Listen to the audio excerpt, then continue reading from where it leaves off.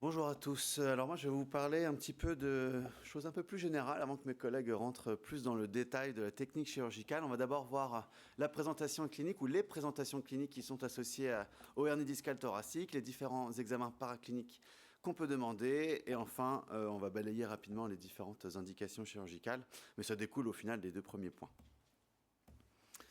Je voulais commencer par un petit cas qui m'était arrivé il y a quelques années, patient de 58 ans qui avait été suivi pendant 2 ans par des médecins de ville pour une sciatique S1 droite. Il a eu plusieurs IRM lombaires qui étaient normales et au final, je le vois en consultation avec une faiblesse des membres inférieurs et puis le patient dit qu'il n'arrive plus à marcher aussi longtemps qu'avant. On lui a fait l'IRM du rachis thoracique et on retrouve cette volumineuse hernie discale qui est, comme assez souvent, assez calcifié sur le scanner. Et donc, au final, les douleurs de la hernie discale thoracique sont assez variables. Il y a des patients qui peuvent avoir des douleurs axiales, donc des douleurs au niveau du dos, qui peuvent irradier un petit peu localement, également vers l'abdomen, et des douleurs radiculaires aussi, éventuellement, avec soit la face antérieure, soit la face postérieure, ou très mal systématisées, et des douleurs en hémiceinture aussi, s'il y a une irritation du nerf intercostal, par exemple, qui peut aller vers l'avant. Donc cliniquement, c'est un patient qui va vous décrire des troubles de la marche, des troubles de l'équilibre, des fourmillements dans les membres inférieurs, ne plus bien sentir ses chaussures, le sol sous ses pieds, un peu plus proprioceptif également. Une certaine fatigabilité, donc typiquement c'est ce patient qui disait qu'il n'arrivait plus à marcher aussi longtemps qu'avant, une faiblesse des membres inférieurs, il n'arrive plus à faire les activités sportives qu'il faisait avant.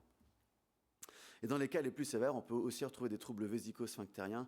Alors les tableaux d'incontinence vrais sont rares, mais c'est souvent des patients qui vont vous dire que s'ils vont pas très vite aux toilettes, il peut avoir quelques gouttes d'urine qui fuient. Souvent, ils les sentent quand même passer, mais voilà. Donc Morad en a déjà parlé, hein, les symptômes, c'est une évolution qui est lente et parfois les symptômes sont très frustres, on a du mal à les déceler si on ne fait pas un interrogatoire bien mené et pour le coup parfois on voit aussi les patients à un stade assez avancé de la pathologie où ils sont très invalidés par les symptômes avec éventuellement aussi des troubles vésico-sphinctériens associés.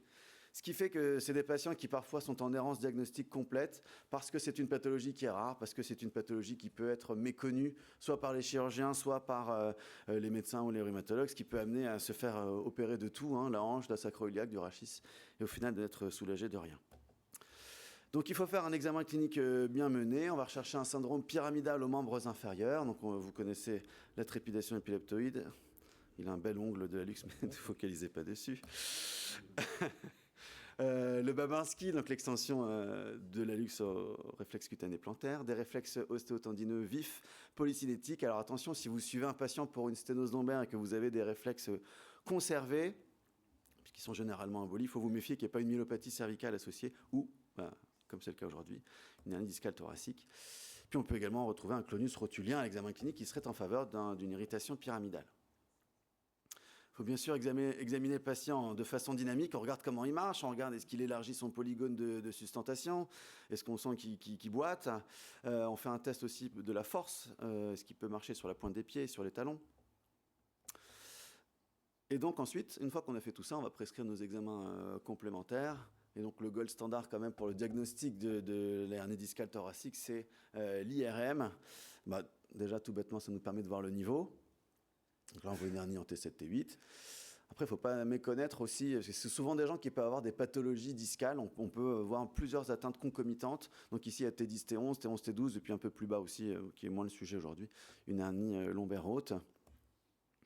On apprécie également le volume de la hernie sur ces IRM. Donc là, on voit, en général, elles sont quand même assez volumineuses. On peut déterminer la latéralité, gauche-droite, qui permettra de guider le geste chirurgical par la suite, et mes collègues vous en reparleront. Et on peut voir aussi ce qu'on appelle le recouvrement qui va un petit peu avec la latéralité aussi, qui est, donc on visualise la hernie là que j'ai remis avec le rond rouge, et par-dessus, il y a la moelle qui va venir se poser dessus. En fait, si la hernie est très recouvrante, si la moelle est très recouvrante sur la hernie, on aura plutôt envie de passer par voie antérieure, puisque en abordant par voie postérieure, on risque de tomber directement sur la dure mère. Et on va étudier le retentissement médulaire. Alors c'est rechercher un hypersignal intramédulaire en séquence T2 au niveau de la lésion, mais on peut aussi avoir des troubles de la circulation de LCR avec une syringomyélie qu'on peut retrouver notamment au-dessus.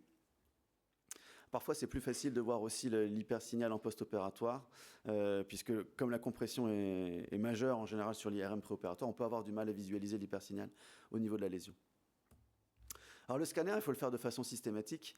Ça nous apporte déjà les mêmes éléments qu'on a vus précédemment sur l'IRM. Donc on voit le volume de la hernie. Il faut se méfier des hernies qui peuvent être intradurales si elles sont géantes, hein, si elles font plus de 40% du diamètre du canal, de la surface du canal. Le niveau peut être facilement déterminé sur le scanner que l'IRM, puisqu'on voit mieux l'os, on peut déterminer le nombre des côtes, rechercher une anomalie transitionnelle lombosacrée pour diminuer le risque d'erreur de niveau en opératoire, qui est un des premiers challenges chirurgicaux. Mais alors après, je ne sais pas quelle est votre pratique pour ceux qui en font, mais avec l'OARM, c'est quand même beaucoup plus facile de se repérer maintenant. Toujours la latéralité, et puis l'avantage du scanner par rapport à l'IRM, c'est quand même de voir la composante calcifiée de la hernie. On voit sur cet exemple-là, la densité osseuse de la hernie est la même que celle du corps vertébral, donc une hernie complètement calcifiée, tandis qu'il y en a d'autres qui sont plus molles. Et enfin, parfois, on peut être amené à faire des ostéosynthèses par vissage pédiculaire, donc le scanner pourra nous permettre de planifier la taille des implants et le nombre de vertèbres instrumentées. La radio en soi, elle n'est pas très utile forcément pour la chirurgie de la hernie discale thoracique. On peut voir la hernie si elle est bien calcifiée. Quand on voit sur cet exemple, on voit qu'il y a quelques petites calcifications intradiscales. Donc ça, c'est la radio du patient que je vous ai montré tout à l'heure. On voit la calcification dans le disque, on ne voit pas tellement la hernie à proprement parler. Enfin, en tout cas, moi, je ne la vois pas. On peut voir aussi qu'il a d'autres calcifications intradiscales sur d'autres niveaux. On peut voir l'alignement rachidien global, notamment si on envisage de faire une arthrodèse, et s'il y a une maladie de Scheuermann associée, puisqu'on a démontré que cette pathologie était statistiquement plus associée à un risque d'hernie discale thoracique. Alors vous espériez peut-être avoir des réponses, je ne l'ai pas. L'artériographie, je pense que l'indication de la réaliser en préopératoire dépend des équipes. Nous, on n'a pas l'habitude de le faire de façon systématique avant la chirurgie. Je crois que Mourad, tu m'as dit que vous la faisiez tout le temps à Rouen. Vous aussi, Steven, Guillaume, non. Voilà, donc 50-50. L'intérêt de l'artériographie, c'est de visuer l'artère d'Adamkiewicz, hein, la radiculomédulaire qui va aller vasculariser une portion de la moelle thoracolombaire. Mais alors, le problème, c'est que faire ce geste peut aussi être associé à un risque de complications. Donc, il y a les allergies aux produits de contraste. Il y a aussi des complications thrombotiques hémorragiques et voire même des véritables accidents vasculaires médulaires qui peuvent survenir. Donc il faut se méfier. Alors après, il y a une alternative qui existe aussi, qui est peut-être un petit peu moins efficace, mais qui est moins dangereuse, qui est l'angiographie par résonance magnétique, qui permet de rechercher cette artère radiculomédulaire. Les potentiels évoqués, alors pareil, point d'interrogation, il n'y a pas de recommandation claire. Nous, on a tendance à le proposer systématiquement. Je ne sais pas, Mourad, Steven, Guillaume, est-ce que vous faites, vous, systématiquement les potentiels en chirurgie? Ça dépend du degré d'urgence aussi. Oui, on est d'accord. Nous, on le fait systématiquement, sauf si c'est urgent, bien sûr, on ira plus vite au bloc, on sursoira au potentiel. Quelques intérêts quand même des potentiels évoqués, ça donne une certaine documentation préopératoire, surtout chez les patients qui sont post-symptomatiques. On a un petit doute, une IRM sans franc-signal intramédulaire, on peut compléter le bilan avec ça pour rechercher une souffrance infraclinique, entre guillemets. Si l'évolution post-opératoire est défavorable, on sera content d'avoir un bilan préopératoire de la fonction médulaire en préopératoire. Et avoir des potentiels évoqués préopératoires nous permettra aussi de sécuriser la faisabilité de la surveillance intraopératoire par potentiel évoqué pour ceux qui l'utilisent. Et enfin, la dernière partie de ce topo, c'est sur les indications chirurgicales. Alors, pourquoi opérer? Déjà pour stopper l'évolution de la myélopathie, et des études ont montré qu'en fait, on récupère pas tant que ça. L'objectif, c'est surtout de stopper l'évolution plus que de ne promettre aux patients une récupération des troubles neurologiques qui sont apparus.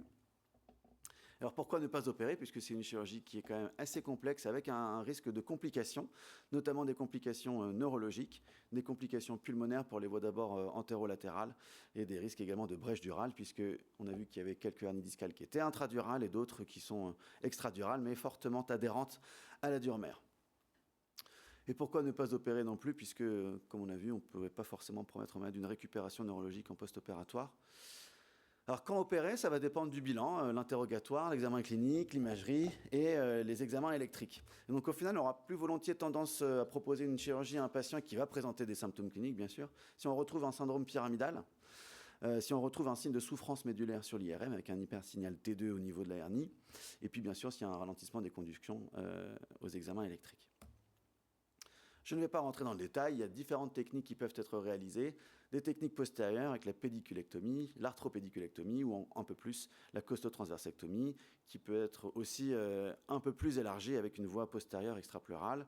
Et puis il y a les voies antérolatérales, donc c'est la thoracotomie qui peut être réalisée aussi sous thoracoscopie, et de façon plus récente avec l'endoscopie, qu'elle soit mono ou biportale. Alors, quelle technique choisir? Là non plus, il n'y a pas vraiment de consensus, et je crois qu'on en a parlé déjà un petit peu hier. Nos techniques varient aussi un peu en fonction des équipes et des centres.